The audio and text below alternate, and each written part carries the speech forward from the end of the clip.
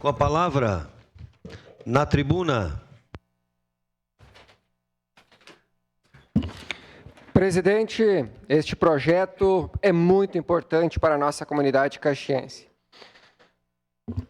Projeto de Lei 173/2023, que institui o Capaciteia, Programa Capacitação para Atendimento das Pessoas com Transtorno de Aspecto Autista.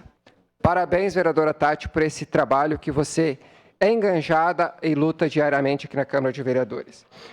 Inicialmente, eu preciso dizer que nós, enquanto seres humanos, temos o dever de respeitar as diferenças. O projeto, ao ser aprovado, irá qualificar os profissionais do comércio e de serviços do município de Caxias do Sul, visando a humanização e o aperfeiçoamento da habilidade para atender de forma adequada as pessoas de transtornos do espectro autista.